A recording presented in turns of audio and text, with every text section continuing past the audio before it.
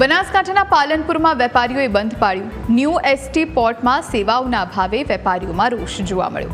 700 દુકાનો વેપારીઓએ બંધ કરી। એસટી પોર્ટ બન્યા બાદ સુવિધા ન મળતી હોવાનો આરોપ લાગ્યો। પાર્કિંગ સાફ સફાઈના અભાવે વેપારીઓને હાલાકી થઈ રહી છે। એસટી પોઈન્ટ અસામાજિક તત્વોનો અડ્ડો બન્યો હોવાનો આરોપ લાગ્યો। ન્યૂ એસટી પોર્ટના 200 વેપારીઓ રેલી યોજી વિરોધ નોંધાવવા પહોંચ્યા। ન્યૂ એસટી પોર્ટમાં આવતા જતા મુસાફરો પણ અટવાયા હતા। ગંદકી એટલી છે, ગાડીઓની અંદર ઉપરથી બધું ડ્રેનેજ લાઇન બધું લીકેજ છે, સિક્યુરિટી નથી, જ્યાં જુઓ ત્યાં લુખ્ખા તત્વો થૂંકે છે। રાત્રે તમે કોઈ વેપારી મિત્ર બી કોઈ કહેવા જાય તો લુખ્ખા તત્વો દાદાગીરી કરે છે।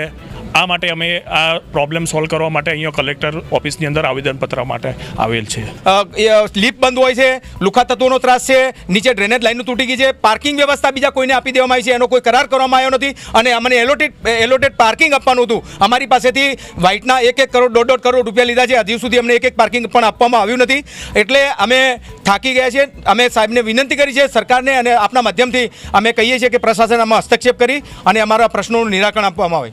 એટલે અમને એક સૌથી મોટી ચિંતા એ થઈ રહી છે કે આજે જે બસ સ્ટેશનની હાલત છે, હવે આવતા 6-12 મહિનામાં બસ સ્ટેશનની હાલત 0 થઈ જશે।